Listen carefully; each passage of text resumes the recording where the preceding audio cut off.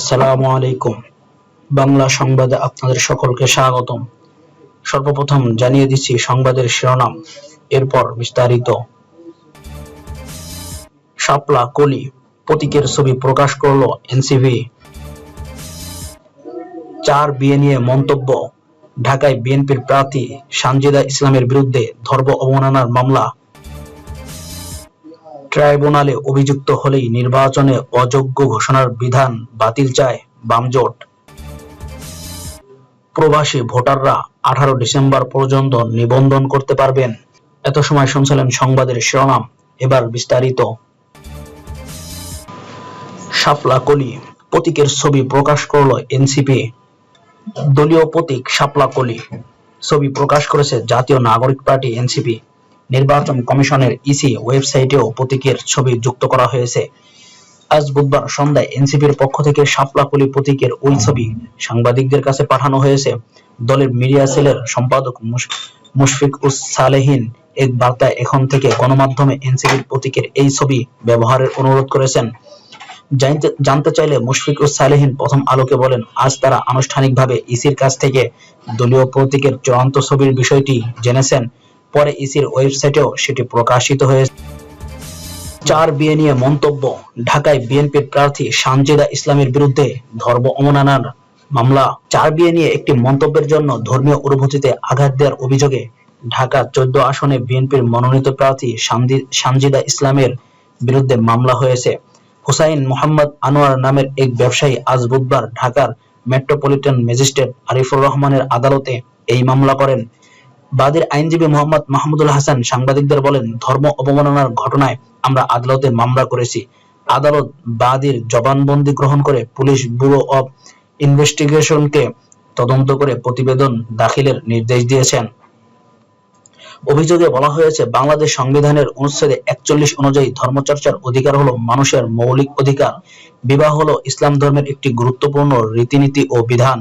পবিত্র কোরআনে সূরা নিসার 3 নম্বর আয়াত অনুযায়ী একজন মুসলিম পুরুষ 4টি পর্যন্ত বিবাহ করতে পারবেন। অন্যদিকে বাংলাদেশের প্রচলিত আইন মুসলিম পার্সোনাল ল শরিয়াত অ্যাপ্লিকেশন অ্যাক্ট 1937 ধারা অনুযায়ী বিবাহ, ভরণ-পোষণ, তালাক ইত্যাদি ক্ষেত্রে বিদ্যমান পক্ষগণ যদি মুসলিম হন, সেক্ষেত্রে ইসলামী শরিয়া আইন প্রযোজ্য হবে।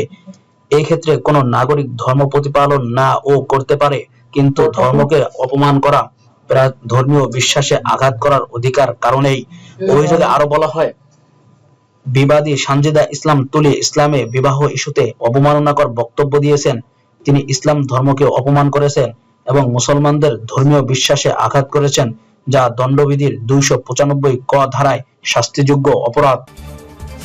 ট্রাইব্যুনালে অভিযুক্ত হলেই নির্বাচনে অযোগ্য ঘোষণার বিধান চায় বামজোট। আন্তর্জাতিক অপরাধ ট্রাইব্যুনালে অভিযুক্ত হলেই নির্বাচনে প্রার্থী হওয়ার অযোগ্য ঘোষণা বিধানকে অগণতান্ত্রিক আখ্যা দিয়ে এ ধরনের ধারা বাতিলের দাবি জানিয়েছে বাম গণতান্ত্রিক জোট। একই সঙ্গে উপদেষ্টা পরিষদের সদস্যরা পদত্যাগের কমপক্ষে 3 বছরের মধ্যে নির্বাচন করতে পারবেন না এমন বিধান যুক্ত করার দাবি জানান তারা। আজ বুধবার প্রধান নির্বাচন কমিশনার বরাবর দেয়া এক স্মারকলিপিতে 14 দফা দাবি জানিয়েছে বামজোট। এর আগে সুষ্ঠু ও গ্রহণযোগ্য নির্বাচন এবং সবার জন্য নির্বাচনের সমান সুযোগ নিশ্চিত করার দাবিতে ঢাকার আগারগাঁও নির্বাচন ভবনের সামনে বিক্ষোভ করেন জোটের নেতাকর্মীরা। সংবাদ বিজ্ঞপ্তিতে জোটের পক্ষ থেকে এ কথাও গুলো জানানো হয়েছে।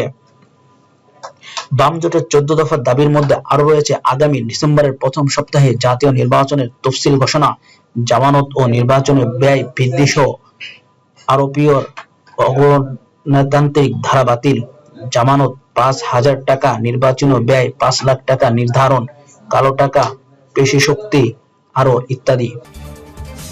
প্রবাসী ভোটাররা 18 ডিসেম্বর পর্যন্ত নিবন্ধন করতে পারবেন। সব প্রবাসী বাংলাদেশি ভোটার পোস্টাল ব্যালটের মাধ্যমে ভোট দেওয়ার জন্য 18 ডিসেম্বর পর্যন্ত নিবন্ধন করতে পারবেন। এর আগে নিবন্ধনের জন্য অঞ্চল ভেদে সময়সীমা আলাদা ছিল। আজ বুধবার রাত 12টা থেকে নতুন এই সিদ্ধান্ত কার্যকর হবে। আজ বুধবার বিকেলে সাংবাদিকদের সঙ্গে আলাপকালে নির্বাচন কমিশন সচিবালয়ের জ্যেষ্ঠ সচিব আখতার আহমেদ এ তথ্য জানান। তিনি বলেন, এটি আগে অঞ্চল ভেদে ভাগ করা থাকলেও এখন সবার জন্য উন্মুক্ত করা হয়েছে। এটি আজ রাত 12টায় উন্মুক্ত করা হবে। ফলে বিশ্বের যে কোনো অঞ্চল থেকে প্রবাসী বাংলাদেশি ভোটাররা আগামী 18ই ডিসেম্বর পর্যন্ত নিবন্ধন করতে পারবেন। পোস্টাল ব্যালটে নিবন্ধনের জন্য এখন আর কোনো অঞ্চল ভেদে পৃথক সময়সীমা থাকছে না। উল্লেখ করে আক্তার আহমেদ বলেন, 5 দিন করে ওই লিমিটেশন আর থাকছে না, এখন ওপেন, যে কেউ যে কোনো জায়গা থেকে করতে পারেন। নিবন্ধনের ক্ষেত্রে প্রবাসীদের যেসব সমস্যার মুখোমুখি হতে হচ্ছে তা সমাধানে কমিশন কাজ করছে বলে জানান তিনি।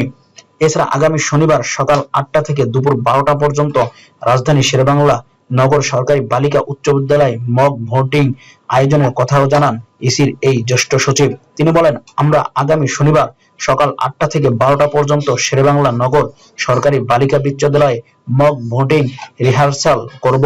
যেহেতু জাতীয় সংসদের নির্বাচন ও গণভোট দুটি একসঙ্গে হচ্ছে, কাজে আমরা আমাদের অভিজ্ঞতাকে আরেকটু ঝালাই করে নিতে চাই।